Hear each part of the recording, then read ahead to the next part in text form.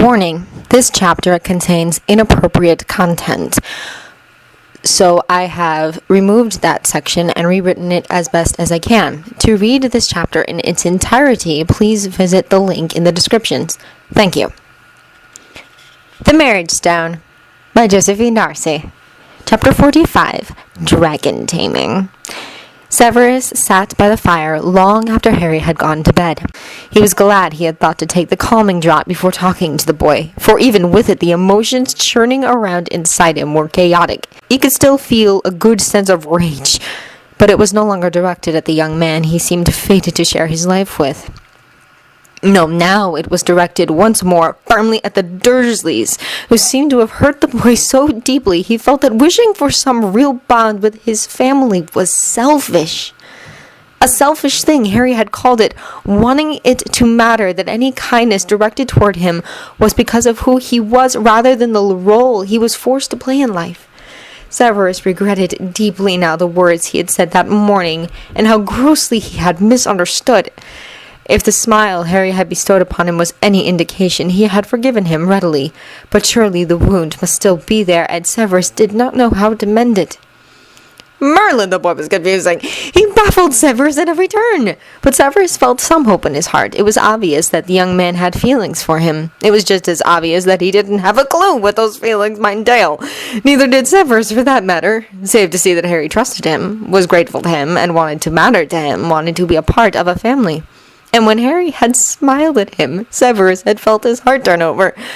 One day, he told himself, he wanted to meet the Dursleys face to face, and he wanted to see all three of them squirm in shame for what they had done. He wanted to see them regret every selfish and cruel thing they had ever done to their nephew.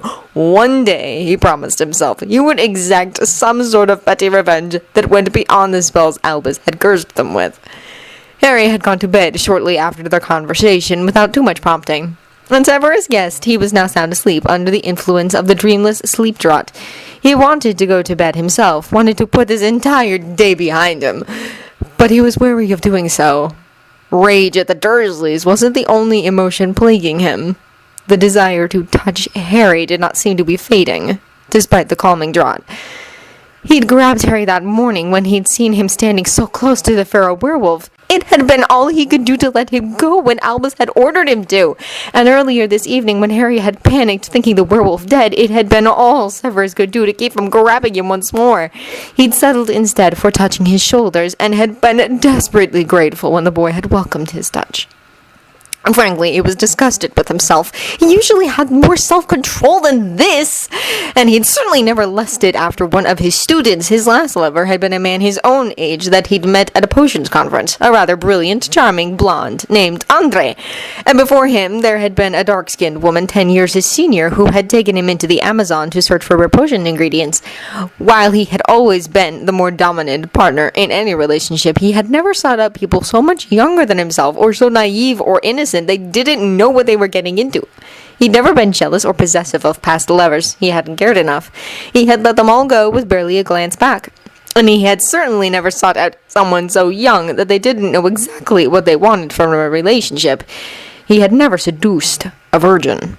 Albus said that the feral transference did not make him feel anything alien. It merely amplified the emotions already inside him. And it seemed that Harry brought out feelings he had tried to remove from his nature. Possessiveness, jealousy, and the desire for control. He saw those emotions as character flaws. Certainly they had been motivating factors in his father's life. He comforted himself somewhat with the realization that along with all those darker features was the overwhelming need to protect as well.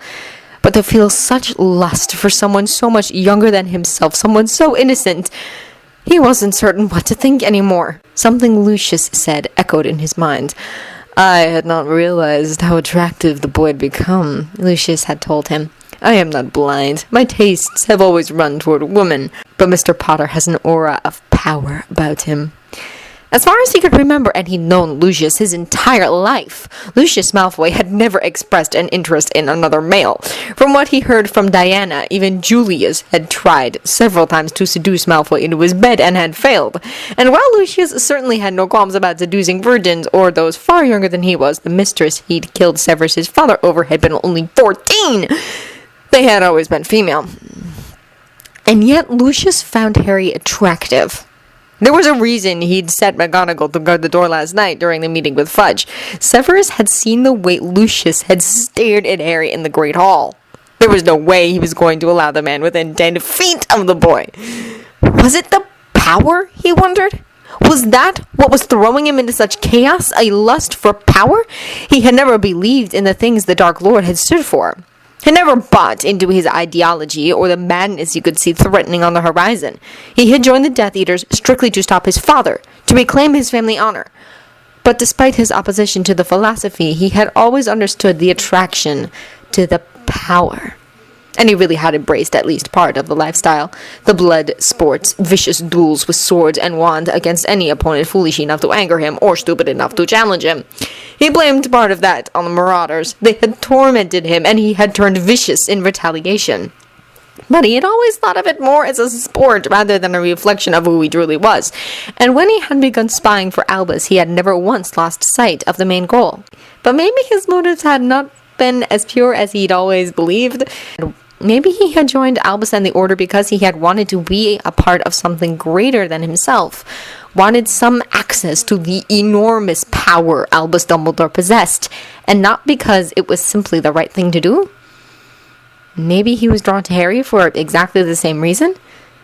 The boy was young and naive about so many things.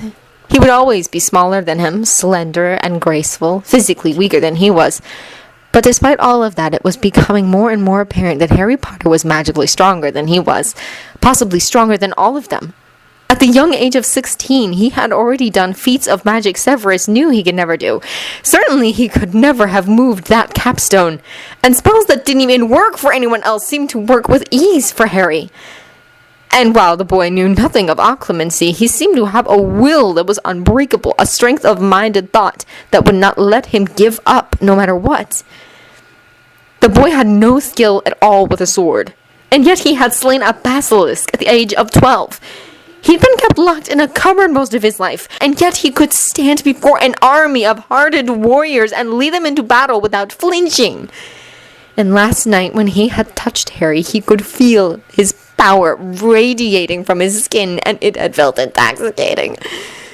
Was that it? Was that where all his feelings were coming from? A lust for power? Was there to be nothing good or noble or pure at all in his life? His motives for fighting against the dark, nothing more than Slytherin ambition? It was a rather depressing thought. And yet he hadn't lied to Harry. He had not been thinking about duty or honor when he'd run blindly into the Winterlands to rescue the boy. The only thing he had been thinking about was getting Harry back safely, protecting him with his life if necessary. Severus sighed and shook his head. Why didn't Gryffindors come with instruction manuals? It would certainly make his life far easier. Charlie Weasley had never considered himself a sneaky person. Like most Gryffindors, he confronted things head-on and left the plots and machinations to the Slytherins of the world. But his training with dragons had taught him how to hunt. And sneaky or not, he knew how to lay a trap. He wasn't certain what precisely had sparked the idea. It had been nothing more than a passing fancy at first. He'd seen the way Draco Malfoy had looked at him the other night. He wasn't the first young man to look at him like that, and he remembered 2 years ago at the Triwizard Tournament catching the Malfoy heir's eye several times back then, too. Again, it had been nothing more than a passing fancy, a brief amusement to think that one of the high and mighty Malfoys might glance at a lowly Weasley with something more than contempt. But last night, Draco had done more than simply watch him. He'd succeeded in catching Charlie's attention in return. Oh, he knew all the reasons why it was not a good idea. The young man was a spoiled brat, son of a Death Eater, most likely fated for Azkaban himself. But all those reasons seemed unimportant when weighed against the sheer beauty of the young man. He was elegant and refined, all pale and gold, with rosy lips and eyes the color of the summer sky. Charlie couldn't help but return his appreciative attention, despite the fact that he knew nothing more would come of it. But later that night, when Severus had told him about the marriage proposal and he'd seen the wild rage that had gripped Aramis, something strange had come over Charlie. Something strong and terrible. A sense of righteous anger over what was being done to Sirius and Remus. And that thought had led him to thinking about Draco, about the fact that Sirius would hate Draco for this. Would he hurt him, he wondered? Would the wolf hurt him? Would they tear apart all that pale skin and golden hair and destroy the brilliant blue of those eyes? At that thought, a sense of possessiveness swept over Charlie, a desire to stop that from happening at all costs.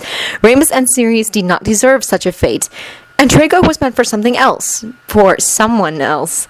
Draco was meant to be his. Even the name suggested that fate agreed. Draconis, the dragon. And so, simply put, Charlie laid a trap for the dragon. He'd felt a momentary pang of guilt at the thought, but then shake it off. After all, it was best for everyone. Sirius and Remus didn't deserve what was happening to them. Draco was obviously nothing more than a commodity that Lucius had decided to trade. At least this way, Draco would be with someone who cared about him, who would protect him. Any blame for the events about to unfold would be laid neatly at the feet of Lucius Malfoy, who had set these things in motion in the first place. The lure was easy enough. He'd spoken to the young man during his Care of Magical Creatures class. When he'd handed Draco the crump puppy, he'd made certain to touch his hand, and he'd seen the way the young man's eyes had darkened in reaction. He'd blushed when Charlie had mentioned in passing that the baby unicorn down in the stables was an extraordinary sight. The lure was set. The next step was Draco's. Charlie had just finished tending the wound on the hindquarter of one of the thestrals in stable number 4 when he'd heard the side door to the stable opening. It was just after dinner, and the majority of the students would be returning to their common rooms. Turning, he smiled when he saw Draco, heavily cloaked against the winter cold, sneaking into the stable, his blonde hair ablaze beneath the wizarding lights that lit the room. Charlie moved silently out of the thestral stall, closing the gate behind him. He watched as Draco made his way toward the stall on the far side of the barn where the baby unicorn was housed. The young man had not yet noticed that he was not alone. Charlie had made a point of staying away from the unicorn stall. He was there to tend to the thestrals, not the unicorn. Unicorns were beautiful creatures, their white coats gleaming like moonlight, their horns like crystal, but they were also incredibly fussy and only allowed the pure to touch them. It had been several years since Charlie had qualified for such things, but he watched in some amusement as the small unicorn foal eagerly pressed up against the bars of the stall and allowed Draco to stroke its soft nose. He felt a momentary pang of guilt as he realized the implications, but he dismissed it again, more determined now to continue. Son of a Death Eater or not, the young man was innocent yet of any great darkness. "He likes you," he murmured softly. The Slytherin did not startle, confirming to Charlie that the unicorn had not been the lure. Draco had come for him. Draco turned his head toward him, allowing the requisite Malfoy sneer to replace the look of delight that had been on his face only moments before. Curiously enough, the young man made no effort to move away from the unicorn, but continued stroking its nose. Charlie knew that Draco had no clue how telling that action was. Slytherins, after all, thrived on their wild reputations. It confirmed to him that the rest of his trap would likely never be detected. Unicorns were covered in the 5th year Care of Magical Creatures textbook, right along with dragons. Apparently, Draco did not read the fine print. "Of course he likes me. I'm Malfoy," Draco repeated haughtily. And while he tried initially to merely look Charlie in the eyes, his gaze seemed drawn down his body, lingering on the long line of his leather-clad legs. A tempting blush rose in the young man's pale cheeks, and his lips parted with a quick, indrawn breath. Charlie smiled slowly and took a step toward him, moving cautiously so that he did not spook his quarry. It was important that he lure the young man to him. "Is there something special about being a Malfoy?" Charlie mused. The young man sneered at him. "What would you know? You're just a Weasley." His gaze this time moved over the line of his broad shoulders and narrow waist, lingering on the open neck of his half-unbuttoned shirt where golden skin was showing through. Days on end, out in the sun and weather, working with the dragons all over the world, had bronzed his skin. He was not prone to the freckles that plagued his younger brothers. And then Draco's eyes widened as he caught sight of the thing that hung from a gold chain around Charlie's neck. The trap was sprung by the one thing no dragon could resist. "What's that?" Draco breathed, losing all interest in the unicorn as he turned his full attention on Charlie. If there was one thing you could count on, it was a Malfoy's greed. Draco, for all his innocence, was no different. Charlie lifted the chain around his neck, holding the item up for Draco to see clearly. At first glance, it might seem nothing more than a golden galleon tied around his neck, but it did not bear any of the ministry markings found on English currency. It was coin-shaped, but hammered and rough in finish. The attraction lay in the metal itself, for there was truly nothing else like it in the world. Golden in color, it seemed to have a light inside of it, as if the surface of the metal was crystal and the golden color came from a living flame deep within it. While it did not give off any true light of its own, it glittered and gleamed hypnotically, absorbing all the ambient light around it. "Have you never seen dragon gold before?" Charlie asked as he allowed the coin to spin lightly on its chain, flashing and flickering with each movement. "Dragon gold?" Draco asked, those blue eyes glued to the fiery surface. "It is gold that has been melted over and over again beneath the heat of dragon fire." Charlie told him, "It's one of the most rare substances in the world." "Where did you find it?" Draco took a step toward him, drawn in by the flashing gold. Charlie smiled at that. "It's part of a dragon tamer's final training. We have to sneak into the caves of the oldest and most ancient of all the dragons and steal a piece of their gold for ourselves. After that, we use it to tame the young dragons. No dragon can resist its lure, and with it we're able to bind them to us and keep them tame." Any guilt that might still be lingering within him was assuaged by his words. He'd given the young man fair warning, after all. Draco stepped closer and reached out a pale, slender hand to touch the gold. But before he could make contact, Charlie closed his fist over the gold, hiding it from his sight. The young man's eyes flashed upward, meeting his gaze. He looked outraged at being denied. Charlie just gave him a low, lazy smile. "Dragon gold is sacred and very magical," he informed him. "I'll let you touch it, but only for a price." The young man looked furious for a moment, and then intrigued. He seemed all at once to realize just how close he was standing to Charlie, and his face flushed with heat. His eyes, blue as the clearest sky, reflected a wary hunger. "What price?" he demanded, unconsciously licking his lips when Charlie let his gaze linger upon them. "A kiss," Charlie told him, "like it says in all the old stories." It was another warning, one the young man did not heed, ignoring it as he had all the others. Draco's gaze moved back to Charlie's closed fist, where he hid the gold. He raised his hand gently, trailing his perfectly manicured fingers over the scarred knuckles of Charlie's fist. Charlie felt his own breath catch in his throat at the gesture, and he knew in that instant that come hell or high water, he would not abandon the course he had set for himself. This was one dragon who would not escape. "All right," Draco agreed, softly. "A kiss."